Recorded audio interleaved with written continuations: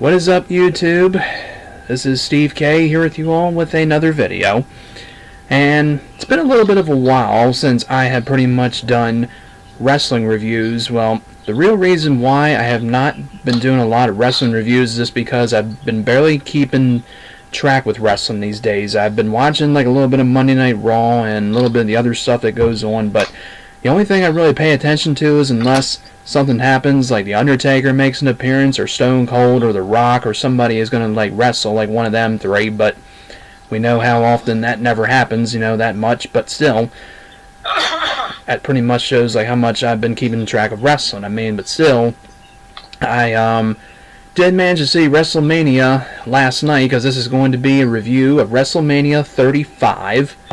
This was, of course, held at MetLife Stadium in East Rutherford, New Jersey, April 7th, 2019. We have a lot of matches that were on the card, and pretty much everything that went over, what happened. And of course, I decided to do a review of this because of the fact that there were some good matches and there were some that did not happen. And we had some history that was made, and we had our very first female main event at WrestleMania, something that's never happened before. Something people probably were not big on, but we'll get to in a minute, like what we pretty much thought of it. And I have two guests with me, and they are from the state of Texas, Mr. Tim McClellan. Hey, how's it going, everybody? We're talking about WrestleMania 35. Yeah, it was good stuff, bad stuff. Some parts I was disappointed in, some outcomes could have been changed, but hey, still a great show. Great to be here. Can't wait to start talking about this one. Alrighty, and we also have from the state of California, Mr. Will Medina. Oh man, they just need to change the title from WrestleMania to Kofi Mania. And leave the imagination to yourself. You're right, I definitely should have, but anyway, we'll just get right into this. We just don't want to get too far ahead of ourselves. Right, we'll get to that in a minute. Just, maybe in my opinion, the only matchup that was the best. But anyway, here we go. We'll get right into this, as we're going to start off with the matches. Now try it again. Bear with me, folks. I didn't really pay attention to a lot of these matches, but Tim and Will, I'm sure, will give their opinions on them. But if they didn't, see these matches either, that's no big deal, man. We don't have to, give an opinion about it. We can just pretty much move on from it. We'll just pretty much get it right into this. So here we go. We'll start with our first one. Now we had the kickoff show as well. We had the one that pretty much started the whole thing before the actual event, happened. Well, the WrestleMania, that is. So if you want to pretty much talk about 2000s, let's call it the Sunday Night Heat matchups. Just call it that thing, pretty much. Or the kickoff show, they pretty much call it. And here we go. Our first matchup is the Cruiserweight Championship match between Tony Nese. Am I saying that right? I think that's... Yeah, you got it right. Okay, thank you, because like I said, I've barely been keeping track with this, against Buddy Murphy. Now again, I did not see this matchup, but our winner was Tony Nese over Buddy Murphy. So I have no opinion about it. No, there's nothing really to say about it, because again, I didn't really see it. But if anybody else has an opinion about it, they can say whatever they want. But so yeah, I'll go first just to lead off. This was the Cruiserweight Championships, and Buddy Murphy already broke the record, but his nickname being the premier athlete, Tony Nese has all that strength, speed, charisma, talent. And it was his time, so that's all I can say. Right. Yeah, I thought it was a pretty good match myself. Didn't really catch most of it, just caught the tail end of it. And Tony Nese, he's a pretty good guy. I think probably within this next year he could probably get called up to the main roster. So congratulations to Tony Nese, new Cruiserweight champion. Yes, indeed. And just for the heck of it, that match lasted 10 minutes and 40 seconds, but we're not really going to get into the times, but we will for some of them. But our next one is the Women's a WrestleMania Women's Battle Royal for the WrestleMania Women's Battle Royal trophy. Like how they have the men's Battle Royal, now they do the women's. So, for the participants that were in this, now of course I don't know a whole lot of these, I know some, but I'm not going to go like in order of elimination, but I'll name like the ladies in this, and I'm probably going to mispronounce a lot of these names, but Sarah Logan, Asuka, Sonya Deville, Mickie James, Mandy Rose, Dana Brooke, Zelina Vega, Liv Morgan, Ruby Riot, Kyra Sane, Lana, Ember Moon, Naomi, Candice LeRae, Nikki Cross, and Maria Kanellis.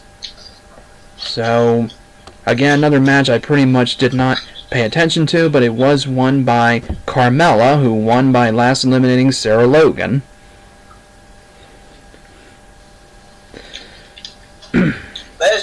Basically, Maria Kanellis is basically Eva Marie 2.0. That woman cannot wrestle. I swear to you, she can't. She's basically just eye candy, kind of like Lacey Evans. Actually, I'm somehow knew that Asuka was going to win this tournament because she needs another push to get back to winning a women's championship pretty soon. Who else was in there? Kairi Sane, former NXT Women's Champion. I can probably see her coming in to the main roster either tonight or tomorrow. So keep your eye out on that. Because, of course, this is Monday. Raw after WrestleMania, we get new stars called up. And there may be some new stars coming in tomorrow night. So, Kairi Sane, keep your eye on her.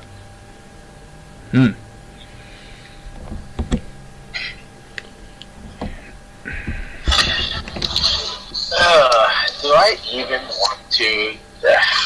Okay. You don't have to, but whatever you feel like. I'm just going to leave this in two brief statements. Number one, Asuka, WWE is ruining her. I'm sorry, but they are. She went from holding a NXT record with the women's belt. They gave her, basically, she's your triple crown winner for right now. But her problem was, after she lost the belt to Charlotte, this was... I don't know. I just think that the way they did Hideo Itami is the same way they're going to do her. They're going to lower their standards, and then it's going to go straight to hell. And number two, I don't agree with the fact that Carmella winning is going to make any difference, because this just only means that we're going to get a rematch of 2016 from SummerSlam, I think, between Becky Lynch and Carmella. That's, if this was for like something redeeming, then something I would take a piss break for, Steve. So let's just... Yeah. That's the thing. A lot of times when they have these women matches, and they always would call them a piss break. But there you go. Or sometimes, they may stick around and watch them. But anyway, we're going to move on now. So that's it for that one. Now our next one is the tag team matchup for the WWE Raw Tag Team Championship. We have the Revival, Dash Wilder and Scott Dawson, the champions, against Kurt Hawkins and Zack Ryder. Hello, 2009 and 2010. Back in the days when Kurt Hawkins and Zack Ryder were like tag partners, and that time when they were with Edge, like that, when they were like in that thing back in the day with him, that right. Yeah, I always remember that. I remember that. Yeah. And anyway, Don't we all? Yeah. But this was a matchup I did see, because I did not know that wrestling was on the USA channel, because for one, I just completely forgot it was on. So I turned it on, I watched it, and I'm like, okay, I'm pretty sure I know who's going to win this. Because for one, Kurt Hawkins and Zack Ryder if I'm not mistaken, have never been tag team champions. I don't think they have either. Okay, I'm just making sure, because if I mess up, you just tell me and just, But anyway, this was a pretty good tag match. I mean, I thought this was a good one, but in the end, the winners wound up being the team of Kurt Hawkins and Zack Ryder. And I'm glad about that happening. I mean, but I just had a pretty good feeling they were going to win, because for one, they never held the tag titles before, and it's been a while since they'd been like tag partners, I think. So I'm glad they won it, and once again, it was definitely a pretty good matchup. And that's pretty much all I can say about that. So, yeah, very good tag team match. I would suggest you do not get too comfortable about calling them tag team champions for long. Oh, really? Because I got a feeling tonight that they will have to defend their titles against the Revival, and I believe the Revival will get the titles back. Mm-hmm. Once again, the WWE will screw over Zack Ryder. Because if you guys remember, WrestleMania 32 at AT&T Stadium, where I was there. Yep. I remember that. Zack Ryder won I think it was a ladder match for the Intercontinental Championship. And then the very next night, he loses it to The Miz. It's just another, just like what Will was talking about, the WWE lowering their standards. I mean, this guy's got a ton of talent, but they're just pissing him off. I don't see Ryder and Hawkins holding on to the belts much longer. But you got to give it to the Revival. The Revival right now, in my honest opinion, is probably the most pure talent tag team there is. And that's all I got to say about that. Well, I can only say much that there was a saying on Twitter earlier today. Do you reward someone who has a losing record as long as Kurt Hawkins? Well, okay.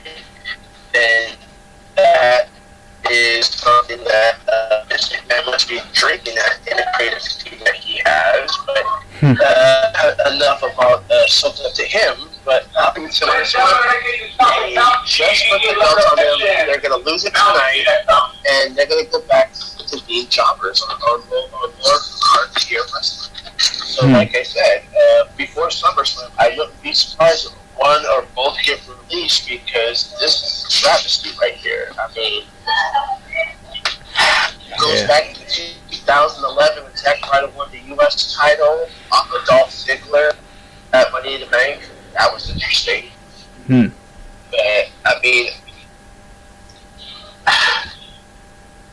Kurt is your here today, gone tomorrow type of wrestler, but, gentlemen, draw your own conclusions, but they did win, but they're losing them belts tonight. Yeah, I'm afraid to say this, but I have to agree 100%. I'd say. Well, like I said, folks, that shows how much I'm keeping up with wrestling, but, I mean, you never know. I mean, something may change, but that does seem like a pretty bold statement right there. So, yeah. But, like I said, it was a pretty good matchup, and that's pretty much all we're going to talk about. Now we're going to move on. And this is probably, it's this one. And that is none other than the Andre the Giant Memorial Battle Royal for the Andre the Giant Memorial Trophy.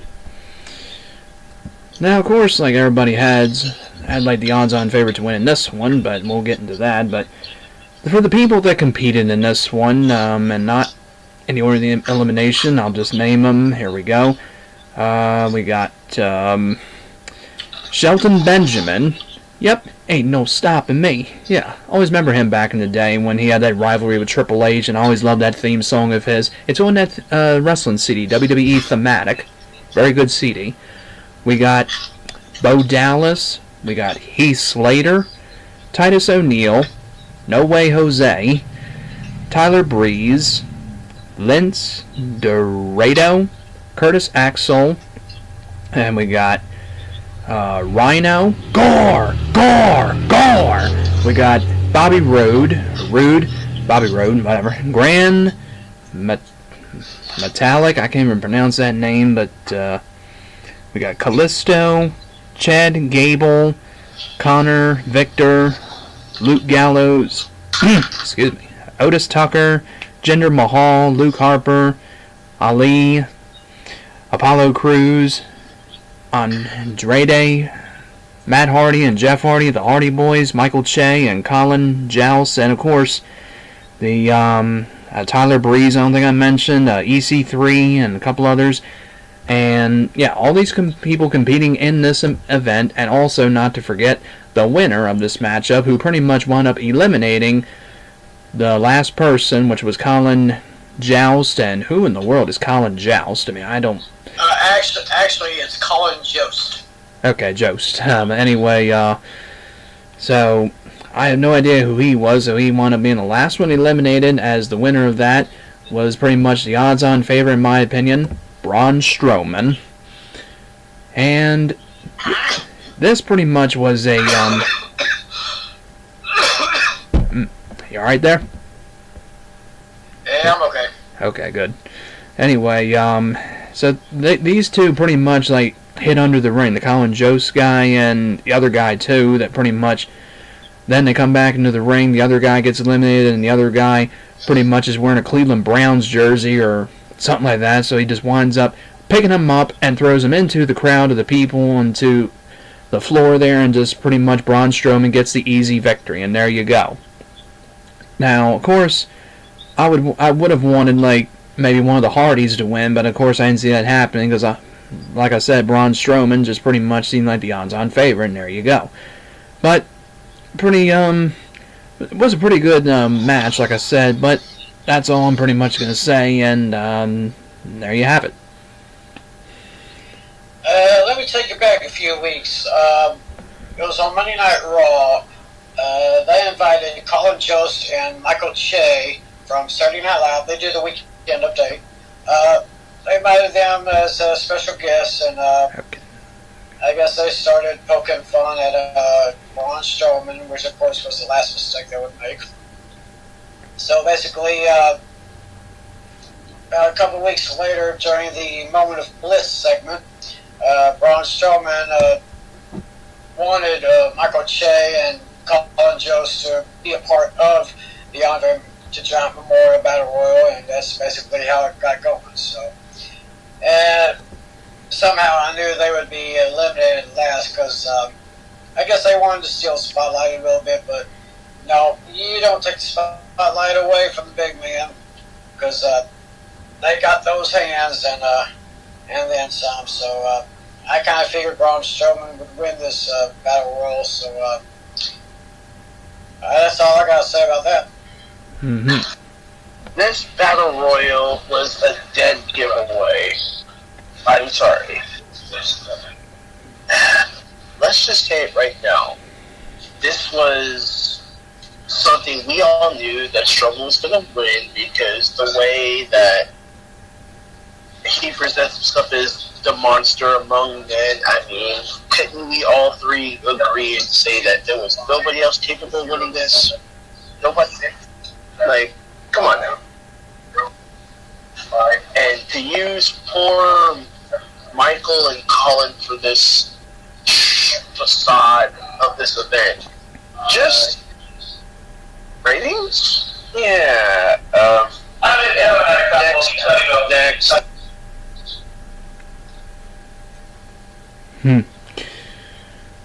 Okay, so now that'll just take us to the beginning of it. So after that, we pretty much start WrestleMania 35. And now, if somebody can correct me if I'm right or wrong, but did Lillian Garcia do the national anthem, or did they do that? Oh, no, that was contemporary Christian music artist Yolanda Adams. Okay. Yeah. Thank you, because I saw her on there, but I just didn't know if she like did the anthem or just. I wasn't really paying attention. So, anywho, so now we get right into this. Now, of course, this was the time I wasn't really like watching it. When it started at 8 o'clock, my Aunt and me were watching the Country Music Awards. Go figure. But just for fun, just to see like what was going on, because Reba McEntire's a legend. I mean, not to get off topic, but anyway, we watched a little bit of that. So I'm pretty much looking around saying, where is there a way I can like watch this WrestleMania? So now, as it says here, Alexa Bliss welcomed the crowd and brought out Hulk Hogan to hype up the crowd. And this would be interrupted by Paul Heyman. So the first matchup of the night is, of course, Brock Lesnar defending his title for the first time in forever against Seth Rollins, the Universal Championship. And I did not see this matchup, but I saw like who the winner was, and all I can just say is, finally,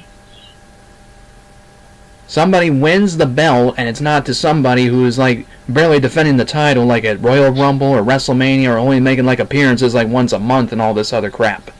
I mean, yeah, I used to be a big fan of Brock Lesnar, and I'm really not anymore. Not because he ended the streak at WrestleMania, it was the wrong person at WrestleMania 30, and not only that, the streak should never have been ended, but that's a different story. But anyway, I'm just glad that finally Seth Rollins got the win. As it says here, Lesnar delivered several German suplexes to him, but Rollins shoved Lesnar into the referee, and while the referee was down, Rollins hits him with a low blow and 3 stomps and wins his first Universal Championship. And I'm like, finally, thank you. And that match, by the way, only lasted 2 minutes and 30 seconds. And that's all for me. Yeah, it didn't take long, and that one moment where the referee wasn't looking and Seth Rollins gave a low blow to Brock Lesnar, that's I pretty much knew that would seal the deal.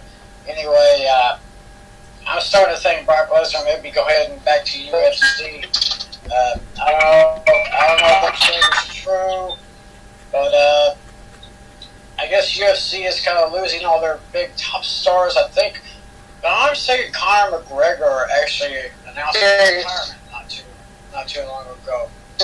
Yeah. So I guess they would like to have Brock Lesnar back in the octagon, which I wouldn't have any trouble with it. Besides, I don't think a part-timer in the WWE deserves to be a champion. Right. That's all I gotta say. Mm-hmm.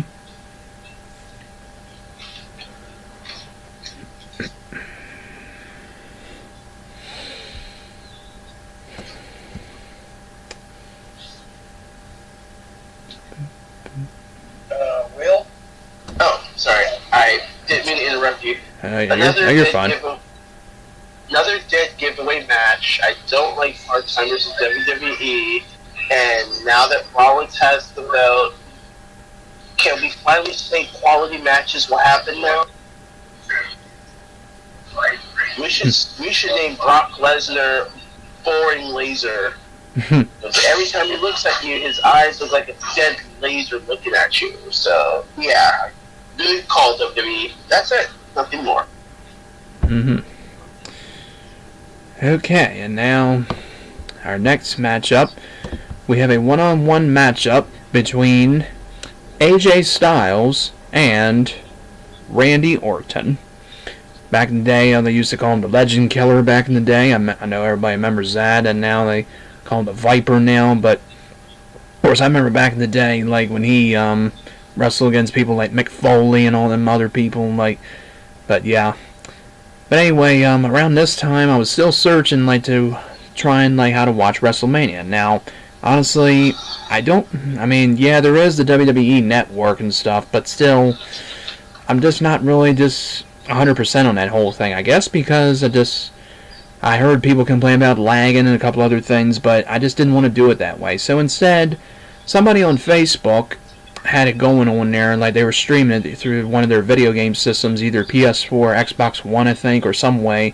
They may have been watching it, and this person like invited me to a watch party, and I said, okay, so I hit it, and the first match I turn on is AJ Styles against Randy Orton.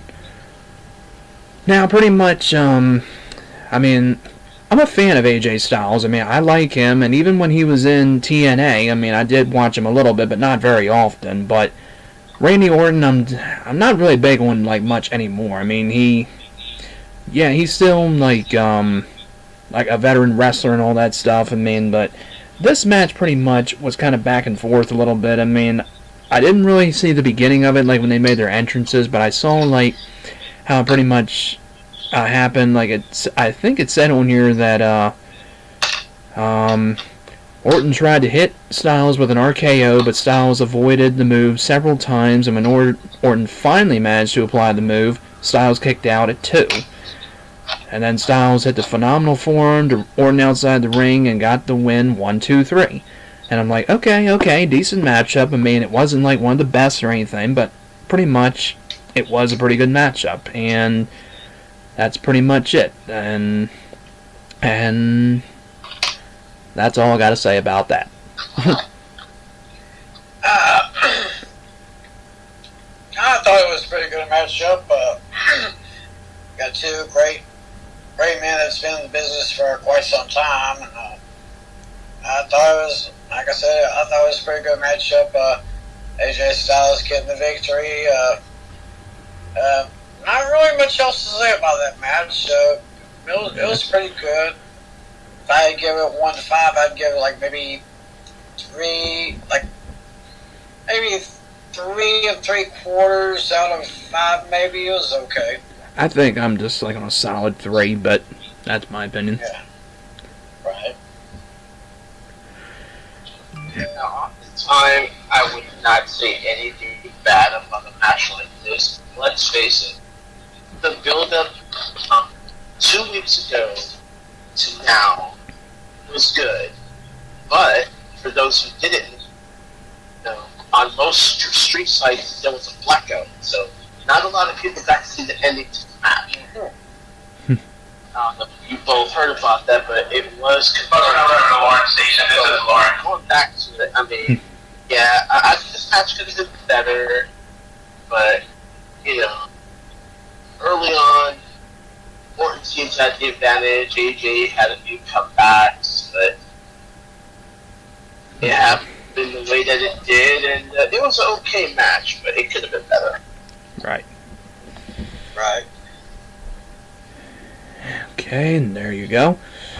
Now, the next one is our SmackDown Tag Team Championship matchup, and this is between The Bar, Cesaro and Sheamus, Rusev and Shinsuke Nakamura, and Aleister Black and, let's say, Ricochet.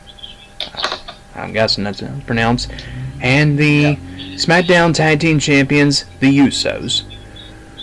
Now, again, I kind of took a break from this one because after that matchup, I pretty much didn't want my phone to go out of battery pretty much, as I was taking a break from this, because this is a matchup I pretty much just was like so-so on. I mean, but the Usos, I'm not really too big on that much. I mean, The Bar, Cesaro and Sheamus, I mean, they're pretty good as well, but the others, I didn't know Rusev, teaming up with Shinsuke Nakamura and the other two. I mean, like I said, I've not really been keeping up with wrestling. But anyway, this I wound up watching like when it had like maybe 5 minutes left in the matchup, and pretty much it says here, during the match, Cesaro applied the giant swing on Ricochet for a full minute, while Sheamus hit 4 opponents with beats of the Bodrum. A superplex attempt by The Bar developed into a tightrope move involving 7 wrestlers. That I saw, which I thought was pretty good. But in the end, the Usos get the win with the double superfly splash on Sheamus to retain the titles. And of course, I didn't do like any predictions, like who I think would win the matchups and stuff. I mean, because yeah. But I thought pretty much this was again, a decent matchup. In my opinion, not as good as the Orton and Styles matchup. I think that one was a little bit better, but some may disagree. But, yeah, that's pretty much all I'm just going to say. It just was a pretty decent tag team matchup. I agree. It was a pretty good matchup all the way through. I think Aleister Black and Ricochet will probably give themselves another opportunity for a championship. I mean, these guys have been in the main roster of the WWE for, I'd say, just about maybe a month and a half, and they've already impressed me as being some great wrestlers. So don't be surprised if they get a rematch coming pretty soon. Mm-hmm. But once again, congratulations to the Usos defending their titles, and yep. That's my take on that. Mm-hmm. This was the type of match I did not expect the Usos to retain. Yeah. But I will give them their due. I mean, there's nothing that the Usos have done in this match.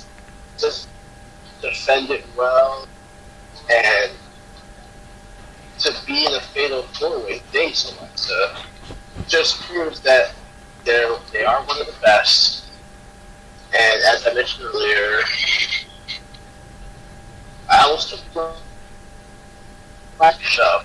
Brands, we don't know yet. Sure, probably wait until the shake-up happens, we'll find out. But this is one of the best 3 matches I put up there. The other 2 matches I won't announce yet, because Steve hasn't said them yet. Yeah. Okay, there you are. Now our next matchup is probably a matchup that people are probably looking forward to and some may not, but this matchup I thought was actually a pretty good one. I mean, some thought it wasn't so good, but I thought, it was pretty good.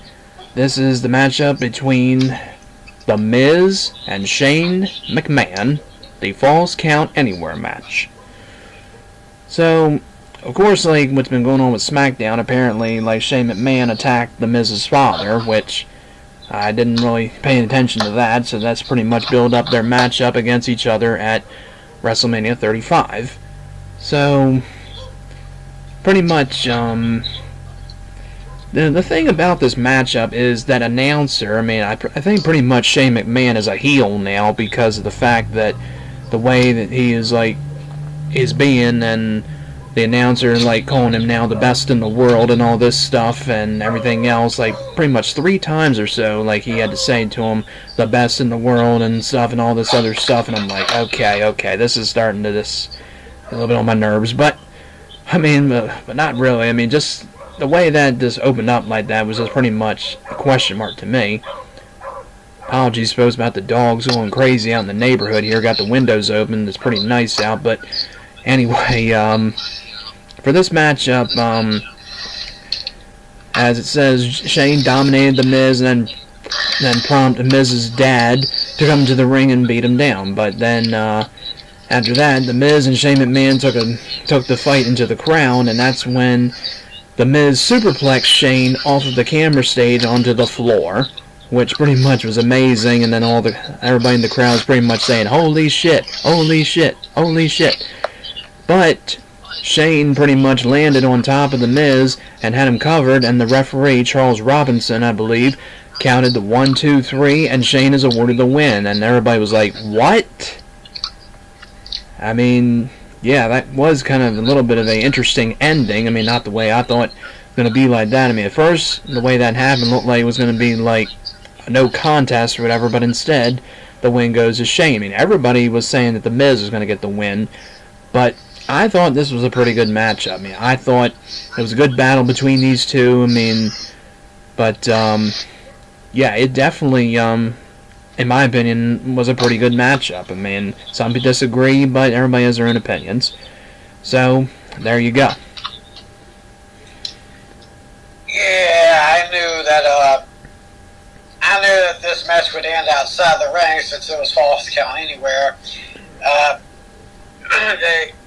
I guess the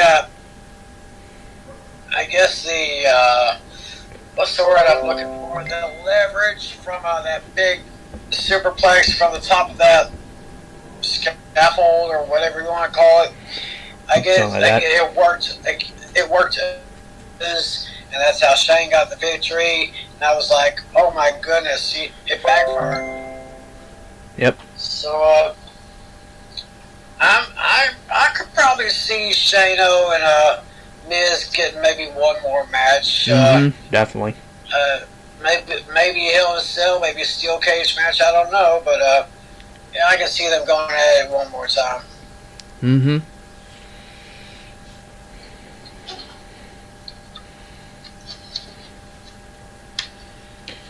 Alright, yeah. Yes, this operating I mean, this is the best in the world and best A-listing. This is a match for you. I mean, I'm not thinking that Miz was going to put Shane over for the fact that this was something that was, I guess, listed as a just put this match on WrestleMania. Let's see what type of ratings it gets, because that's exactly what it was. I mean,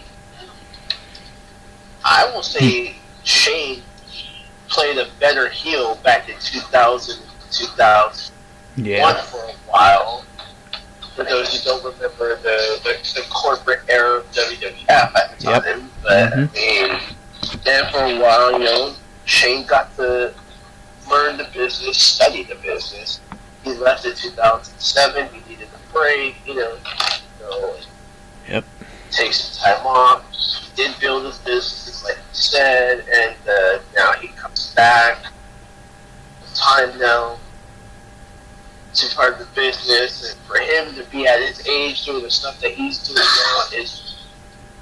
But I really wanted to Miz to win this one, but I guess we'll find out something come tomorrow night on SmackDown Live. But decent match, but we'll have to see going forward. The next matchup is now the WWE Women's Tag Team Championship match.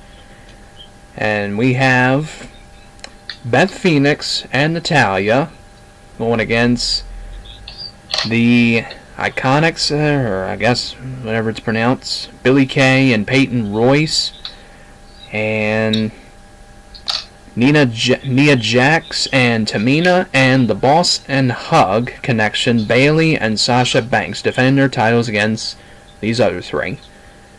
Now, once again, just another match I just didn't really pay attention to a lot, but I put it on because, well, for one, Natalya and Beth Phoenix, because they're well, I mean, I know the rest of them too, but they're still, the ones I was pulling for, of course, were Beth Phoenix and Natalya, but instead, I mean, I watched a little bit of this matchup, as I said, but pretty much Phoenix performed a grand slam on Bayley off the top rope.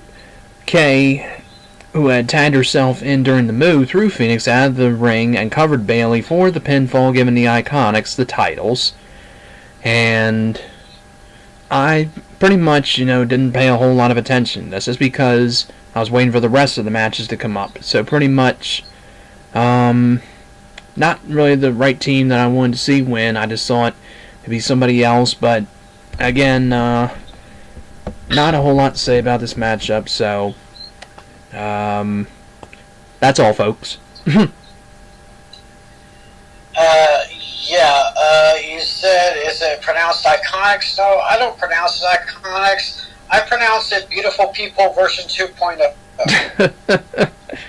Right. For those of you fans of TNA Wrestling, you'll know my reference. Yep. Anyway, this is another case where you don't want to call them champions for too long. Because I can see them dropping the belts to the team that should have won last night, the team that I thought was going to win last night, the new Samoan SWAT team. If anybody remembers, in the old days, there was a team called the SST, Samoan SWAT team. I can't remember who the members were. Managed by Captain Lou Albano, right? I can't remember. Captain Lou Albano did manage him for a while, but then Paul Heyman did after a while too. Yeah, I think Tamina and Nia Jax, I thought they were going to win it. The wrong team won, but don't worry, the wrong team that won, they're going to lose the belts fairly quickly. All I got to say. Alright. I know how you both feel about this match, and I respect both of your opinions. Mm-hmm. But I'm gonna have to say that the Iconics were, truthfully, they were in for a. In NXT, they did not get their chance, solo or tag team, to show their full potential. But then again, who runs NXT? Triple H. Maybe Triple H seen a bigger picture. But when they debuted and they messed up Charlotte Flair's promo back in, I think it was September, October, I forgot which one it was. We weren't expected to see them until probably later on last year, but they had to go ahead and say, well, if they're going to prove themselves, this was the time. And I think them right now would have been a lot better than anything else. Now, SST, as Ted would say, I don't think that it would have been the right choice, because then they would have just bull rushed the whole division. We don't know Beth Phoenix's condition, even if she and Natalya would have won. So we're guessing what Legends contract maybe. Now the right choice would have been Sasha and Bayley to retain. I think they were ready. They do have a lot to prove. They are young talent, gentlemen, so you gotta keep that perspective. They are young talent, but due to them winning, I won $100 for them just winning. They were the underdog going into this match. So let's give them a chance, shall we?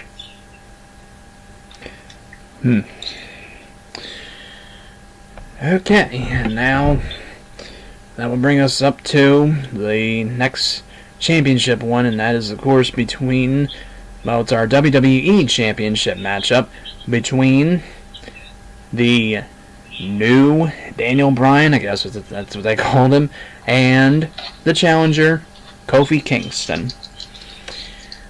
Yeah, so somebody that was pretty much long overdue for a title shot. Like, this guy, I think, originally was supposed to be in the title match, but then something got changed, and then they wound up putting him in the match. I mean, like I said, but anyway, yeah, this is a matchup I was really looking forward to, because, I mean, I'm not really the biggest fan of Daniel Bryan that much anymore. I mean, not because he's a heel, I mean, but I just never really been big on him. I mean, when he won at WrestleMania 30, that was pretty cool, but just after that, I mean, excuse me, I kind of like the thing when he did that, no, no, no thing instead of yes, yes, yes. I mean, that pretty much was my opinion. And who could forget the tag team that he did with Kane when they all were yelling and saying, I am the tag team champion. No, I am the tag team champions. Yeah. But that's just, stuff that I remember about him. But anyway, like I said, I'm not really the biggest fan of him that much anymore. I mean, he's alright, but in this matchup, I mean, you pretty much know who a lot of people were pulling for. And a lot of people were saying, if Kofi does not win this matchup, then I'm boycotting WWE. And I'm like, yeah, people have been saying that for years with WrestleMania, but for this matchup, what can I say? I mean, this ended on pretty much on the right note, and by that right note, what I mean is the right guy finally won. Yes, yes, yes. Kofi Kingston, who had been with WWE for probably 9 years or so, or whatever, how long he's been with them, finally wins the WWE Championship. And I'm like, yes. I mean, yes. That's something, that should have been done. I mean, something that should have been done years ago, too. I mean, I think back in the day when he had a rivalry with Randy Orton as well, but pretty much he gets the win by doing the Trouble in Paradise, and there you go, 1, 2, 3, and he has these kids come in and celebrate with him, and the new t-shirts as well with the belt around there, and pretty much presented with the new belt, of course, with the New Day at ringside with him, Biggie and Xavier Woods, and there you go. I mean, yes, in my opinion, probably one of the best probably the best match of the night, and that's pretty much it. And as Will said, yeah, it should have been called Kofi Mania, but yeah, there you go. So, like I said, yes, this was a really good matchup, and finally the right guy, long overdue, wins the belt, and there you go. Oh yeah, I definitely have to agree. That was one of the best matches I saw for the whole show. That guy definitely deserved a chance. I mean, if you saw over the last few weeks, I mean, they just put that guy through about 10 worlds of hell just to get a shot at this, and he finally made good on it. Yeah, that's just an amazing story. I mean, he's a great talent. I mean, either with or without New Day with him, he's a great talent, a great wrestler. He deserves this moment. Yeah, Kofi Mania is running wild.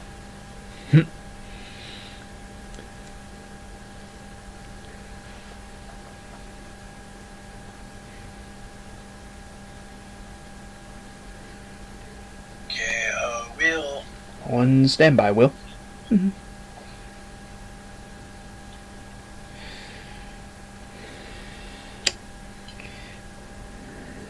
Well, apparently Will might be like in a bad area or somewhere. He might not be able to do his opinion yet. So. Yeah. Well.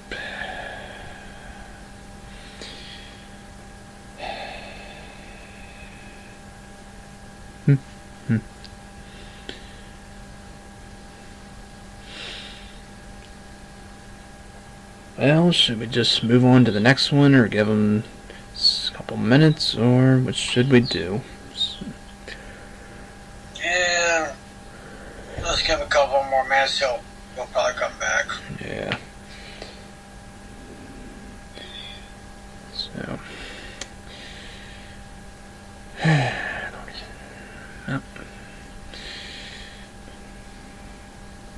Nope, now he just went off now.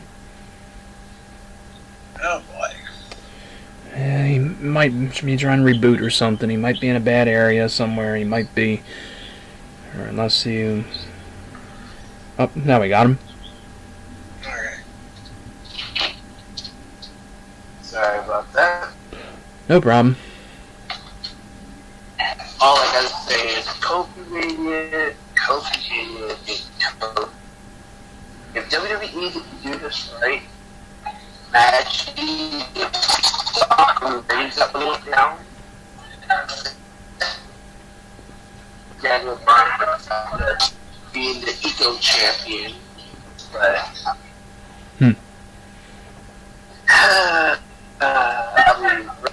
I mean, everybody looked down on Kofi Kingston even when he debuted in ECW as the Jamaican star, but that's 11 years in the making. Finally, we could say that it was long, well overdue, as Booker T would say.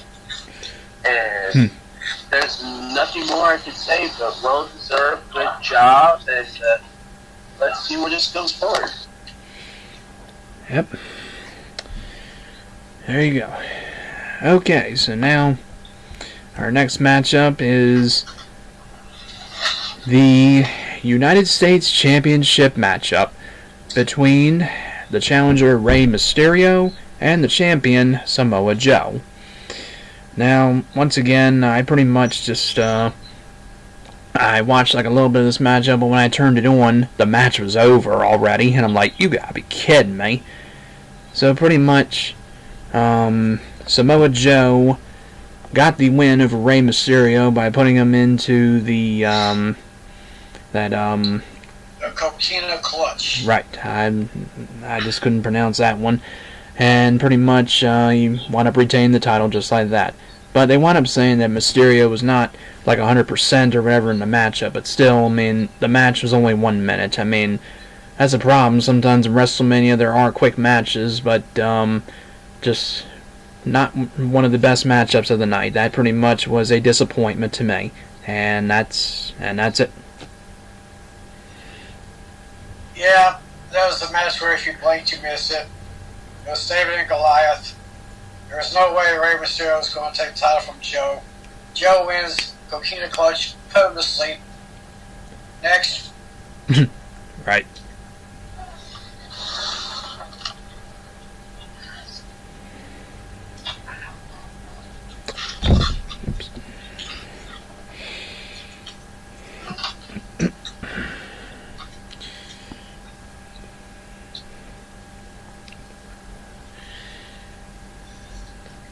Oh, wait, my turn? Right. I'm sorry. This was a match that WWE had to rush because this was basically we need to get the other two matches in because this WrestleMania was too long in the script. And WWE knew that Rey Mysterio was injured, but what is going to happen? Watch him or Rey Mysterio. Let's take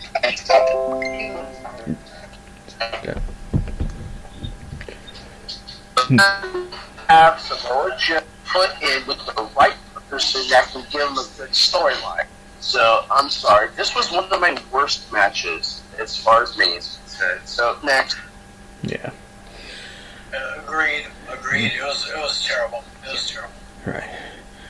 Alright, so now the next one is a singles matchup between Roman Reigns and Drew McIntyre.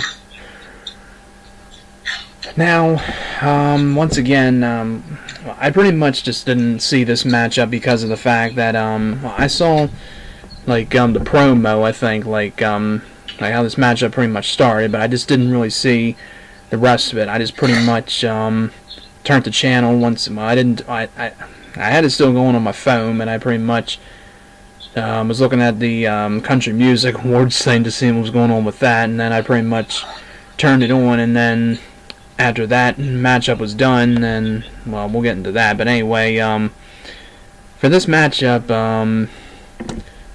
when Reigns pretty much took a Glasgow kiss, he bounced off the ropes and hit McIntyre with a Superman punch and then a spear for the win, and that's it. I mean, like I said, I didn't really see much of the matchup, just, yeah, there you go, as I said, but, I mean, it sounds like it was probably a decent matchup to people, but I'm not sure, but we'll see, everybody else pretty much thought of it, so, there you go. It was nice seeing Roman Reigns taking down Drew McIntyre. Looks like after everything that Roman Reigns has been through in his personal life, with his recovery, it seems like he's looking pretty darn good. So yep. I could probably see maybe another push for Roman to get back into a title race, maybe get another shot at championships. Who knows? Well done, Roman. Mm-hmm.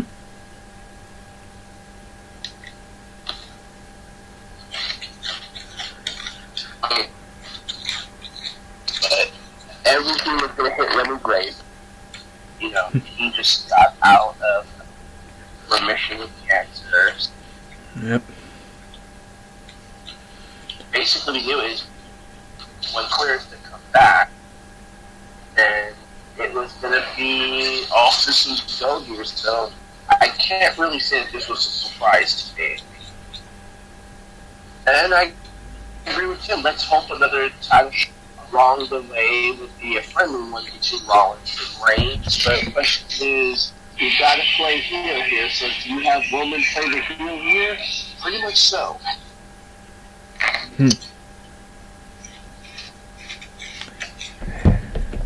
Now, our next matchup would be coming up, but the next one, we had a little WrestleMania concert with Elias, whatever his name is pronounced, so yeah, this little thing happened where this little thing came on. Of course, I wanted putting this on because I wanted to say pretty much, now, again, this isn't a matchup, folks, this is just something that just went on.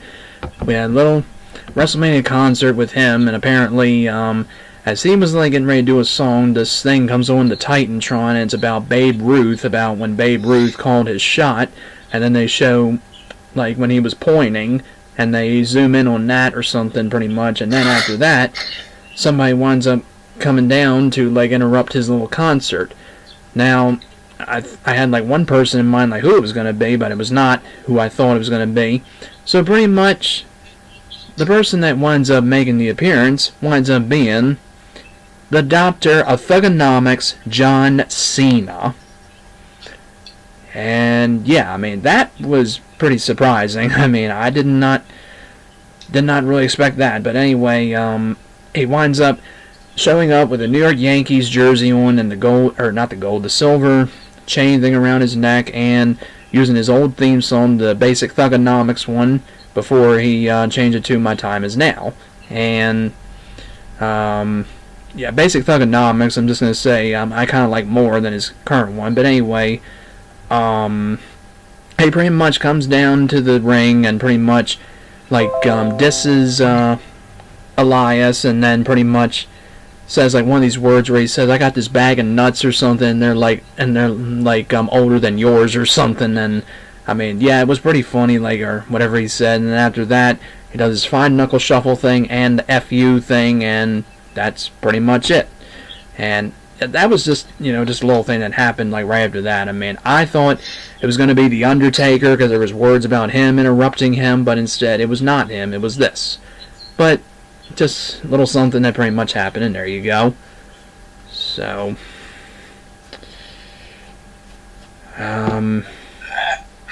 actually, that was kind of a pleasant surprise for John Cena to go to that old, I guess, persona that he had back in the early 2000s. Yep. I thought it was pretty cool. Yeah. Now, I did hear rumors that the Undertaker was going to return, but he wasn't going to return in the normal format. He was going to return as the American Badass. Mm-hmm. That's what I heard too. That really would have been something to see. Certainly would have. Seeing John Cena doing what he did, taking us to a little throwback. That was kind of nice. I enjoyed that. What do you think, Will? Okay, initially, when I seen the Babe Ruth vignette and he called the shot, the only people I could think of that was going to come back, and you guys were probably going to laugh at me, I thought Enzo Amore was coming back. I don't know why, because it wasn't going to be CM Punk, of course. Right. It wasn't going to be the Brooklyn Brawler. It could have been a whole lot of people, but I was thrilled as well as everybody else when it came to Cena coming back to his old gimmick.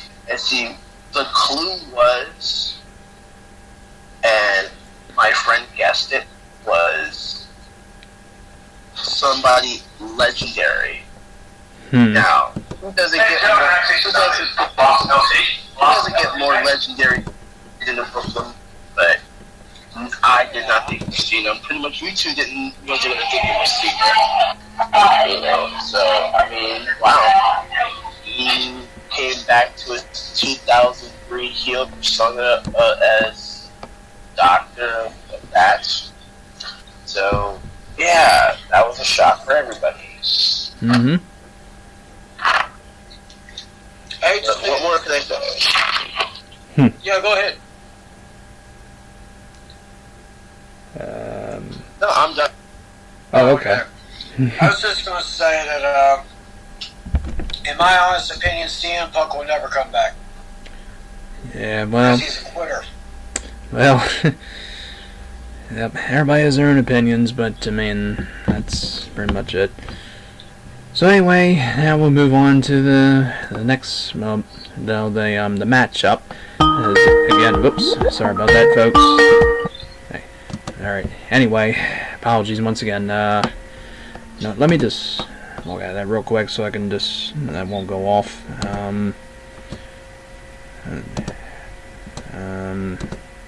Yeah, there it is. Okay. Okay, there we go. Okay, so our next one is now the no-holds-barred match between Batista and Triple H.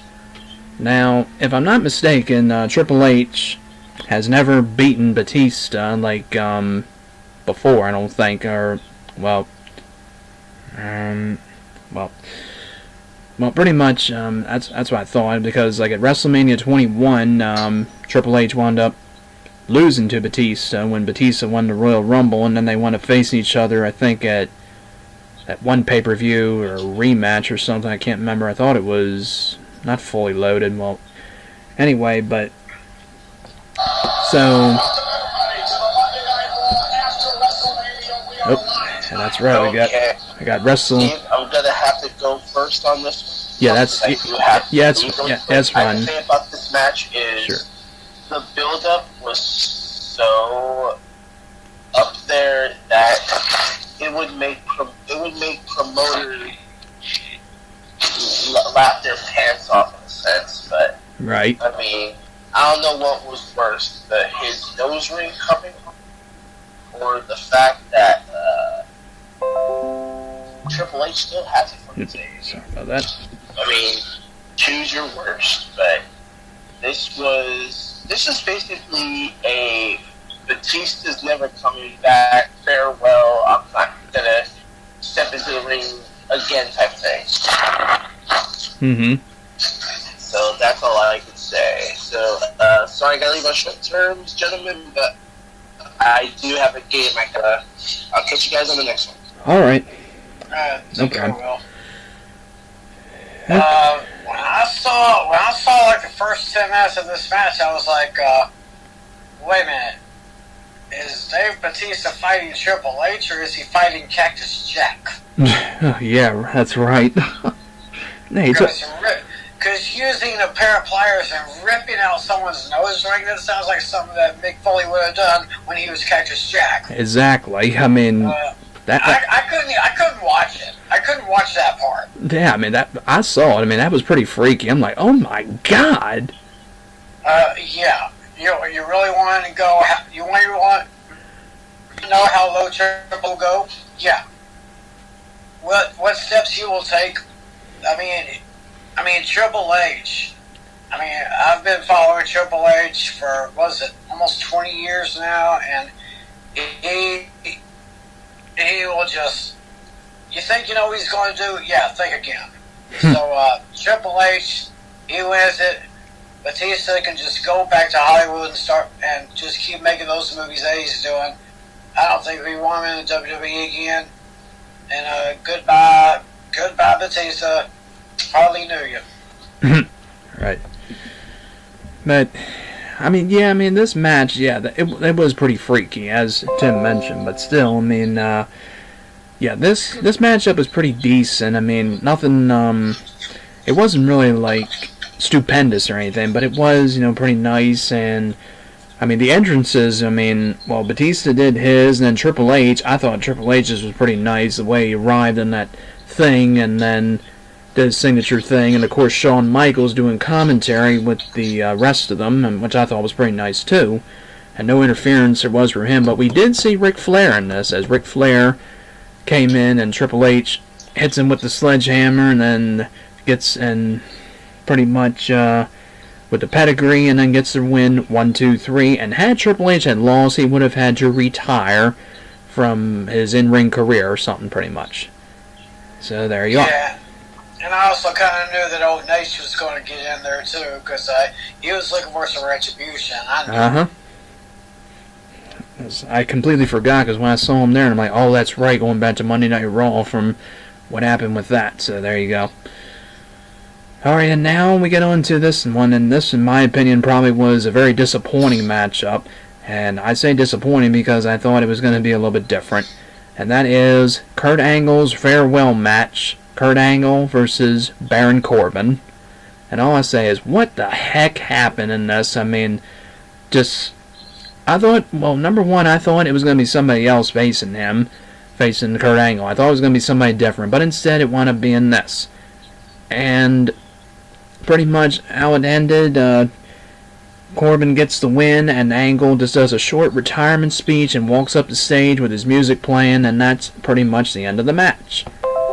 I mean, this match only lasted 6 minutes, and I would kind of hope there would be another rematch, but I'm pretty sure there is not going to be, because Kurt Angle's been with WWF going back in them days since 1999 when he first joined. I remember when he first joined, it was like Survivor Series 1999.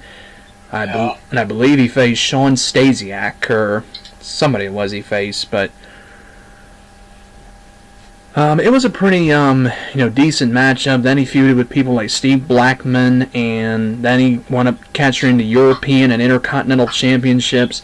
Then he got his first WWF Championship at No Mercy in 2000. Then he faced, more wrestlers like The Rock, Stone Cold, The Undertaker, Kane. The list, it goes on and on and on. I mean, but he was, of course, inducted to the WWE Hall of Fame last year, I believe, and he returned and became the new general manager.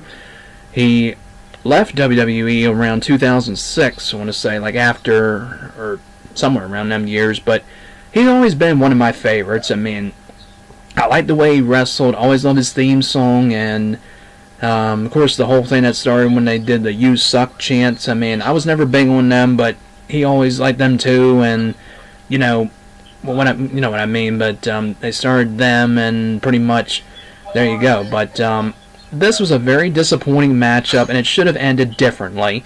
And not only that, it maybe if some of the wrestlers would have came out of the locker room and like maybe congratulated him or handshake him and hugged him and all that stuff, that would have been cool too. But instead, I mean, this was not the main event. It was, something else that was. Like, had this been the main event of WrestleMania, it would have been different. But again, this was a disappointing matchup and the wrong guy won, and that's all I'm going to say. Yeah, I totally agree with you 100% on that. I think if it was up to me, I would have put Kurt Angle against John Cena.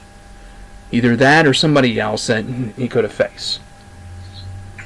Yeah, I mean, John Cena's first match in the WWE was against Kurt Angle, so I thought, you think Kurt Angle would face John Cena in his final match, and that'd be pretty cool, but, I mean, you can't see all the great ones go out the way you want them to. I mean, not everyone is Ted Williams.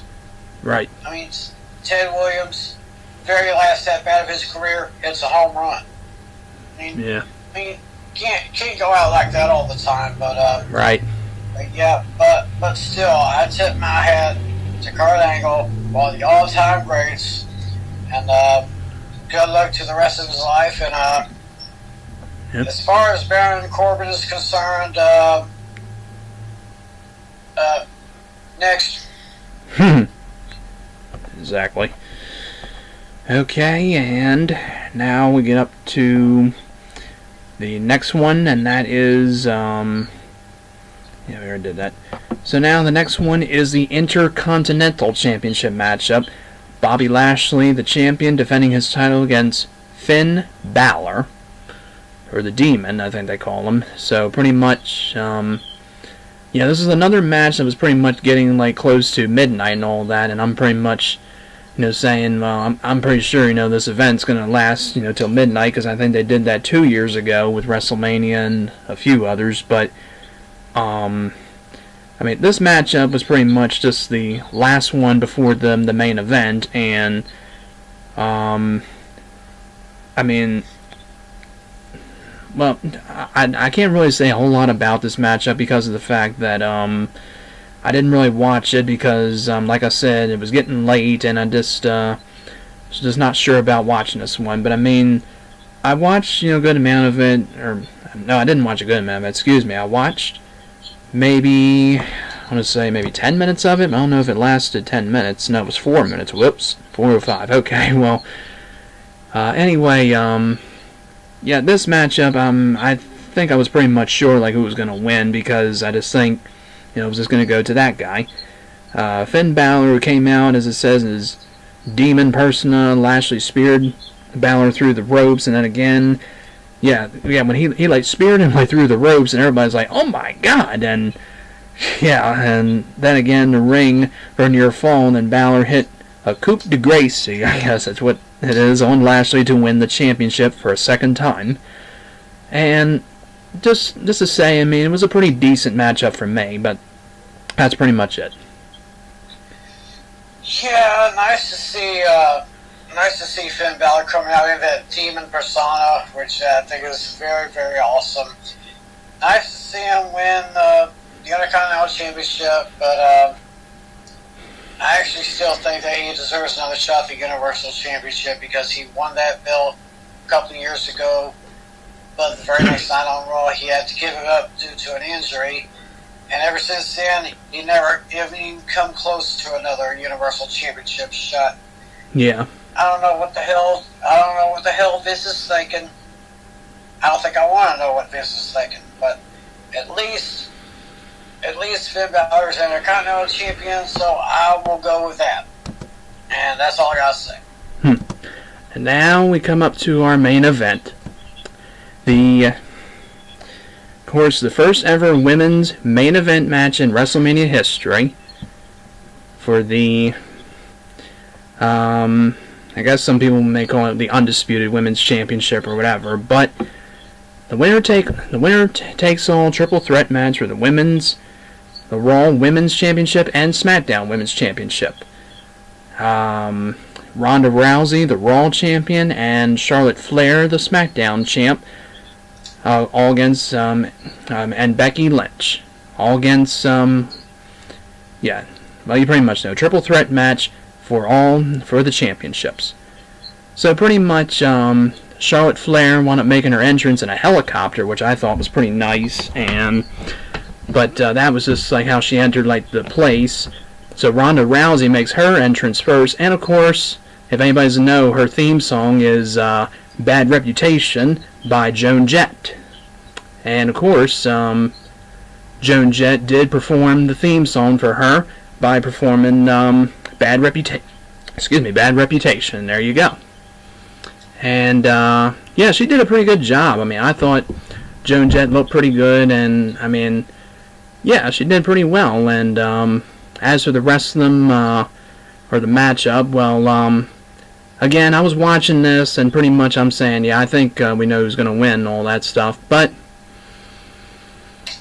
pretty much the winner in this matchup, well, again, this matchup lasted 21 minutes, and of course it wound up ending like around 12:30 and all that stuff, or close to that, because I knew it was going to be a long matchup, and of course they wanted this matchup, to be a good one, like, because a lot of the matchups were pretty much so-so to some people, but like I said, this matchup, was pretty good, but I kind of, don't take this the wrong way, people, I kind of wanted Charlotte Flair to win it, or maybe Ronda Rousey, but, I mean, Becky Lynch, I mean, I watch her sometimes, like, when wrestling and all that, but, I mean, yeah, she was the odds-on favorite to win and stuff, I mean, because of that tagline, they call her the man now, and Charlotte Flair, I mean, well, her being the daughter of the Nature Boy, Ric Flair, woo! But Ronda Rousey, I heard, was supposed to be like her last match or something, or she might be leaving, but I don't know, I mean, because I don't really keep up with all that. But anyway, this matchup was pretty good, but Lynch wound up countering a move Rousey tried to do, and it looked like it was botched, because one of my friends pointed that out to me, but it did kind of look like it, but she countered it into a roll-up and got the win. And of course, Rousey is like in disbelief that happened, and Charlotte Flair like looked like she had like a little cut or something on her arm or something, and Ronda Rousey got like a lot of bruises on her leg, but still, this was another pretty decent main event, but I don't think it should be another women's main event at WrestleMania again. I mean, even though this is something they did, but still, in my opinion, it was pretty decent. But Becky Lynch gets the win and becomes the Raw Women and SmackDown Women's Champion, and there you go, and that's pretty much it. Yeah, very heated contest, but I saw another botch at the very end where Ronda kind of rolled up Becky Lynch, but Ronda's shoulders were down on the mat when the ref counted 3. That was another botch right there, just like The Miz botched his chance to defeat Shane McMahon in that Falls Count Anywhere match. Right. So Becky Lynch is a double champion now, and it'll be interesting to see where this goes from here. Like I said, maybe that Kairi Sane from NXT will make her debut tonight or tomorrow. It'll just be interesting to see, but yeah, I was kind of pulling for either Charlotte or Ronda. Tell you what, Ronda is not going to. She probably won't go much longer without a title. She'll probably get another shot, but that's all I gotta say about that. Yeah. But there you go. So now also for the attendance as well. I mean, just to point that out, the attendance for this WrestleMania was 82,265 folks. But of course, it's not like a record or anything. The record, I think, was broken at the one at the WrestleMania that was WrestleMania 32, I want to say, whatever one it was. Yes. Yeah, that was held at AT&T. Yeah, WrestleMania 32, AT&T Stadium. Right, because just a little above 101,000 people. Just a bit, yeah. But Tim McClellan happened to be one of them. I mean, but that is pretty awesome. But yeah, never been to a WrestleMania myself. I mean, but they never really had a WrestleMania like around our area. There never was one in Maryland. Never. I mean, the only closest one I think like a WrestleMania came was probably WrestleMania 15 back in 1999. That was held in Philadelphia or somewhere that one was. But there were a few WrestleManias in New Jersey as well. But yeah. I mean, of course, this one was in New Jersey, as I mentioned. But still, but there you go. I mean, but as for this WrestleMania itself, now I pretty much will give it like probably a something out of a 10. Now, as I said, some matches were good and stuff. The only one I said that was the best was Kofi Kingston, Daniel Bryan. Shane McMahon and The Miz was pretty good. Triple H and Batista was decent. And a couple of the other ones, as I mentioned, too. The main event was okay. I mean, it wasn't the best, as I said. But just so many matches on here that just weren't so great. Some, I wish they did win, and some, but that's the way it goes. But as for this, I am probably going to give this WrestleMania 35, I'm going to probably just think this over a little bit and probably give this, I am probably going to give this WrestleMania I'm going to give it a 5 out of 10. I mean, as I said before, I mean, I wasn't too thrilled on the matches, but there you go. I mean, I probably would give it more, like, if the rest of the matches were pretty good, but just, the only good thing, Kofi Kingston winning, and there you go. I would actually give this WrestleMania a 6 out of 10. Okay. I won't go much higher than you. I just go for a 6 out of 10. A couple of botches, a couple of matches weren't very good. Some matches didn't go the way we wanted them, but Kofi winning it was also great. So, yeah, for WrestleMania 35, I have to give it a 6 out of 10. Yeah, I was almost going to do that, but then I said no, because just 2 or 3 matches just really weren't to my liking. But, I mean, that's why sometimes, like, some people just like to watch the classic WrestleMania matches, but I figured, I watched this one, but, like I said, once again, you all know our opinions, so that's pretty much it. And that's going to wrap it up. So, if anybody, has their opinions about this WrestleMania, you're welcome to comment below and, like, say what you think of it. And, of course, no negative stuff as usual. And you can also subscribe as well if you'd like to, and please do, because it's not a bad thing, it's a good thing. And I'd also like to thank our good friends for joining me. well, even though he's left now, Mr. Will Medina, but we appreciate him for joining, and Mr. Tim McClellan for joining as well, too. Thank you so much, Steve. It was a pleasure. Alright, so that's going to do it once again. Thanks for watching. Enjoy, and you all take care, and thanks again for watching our WrestleMania 35 review.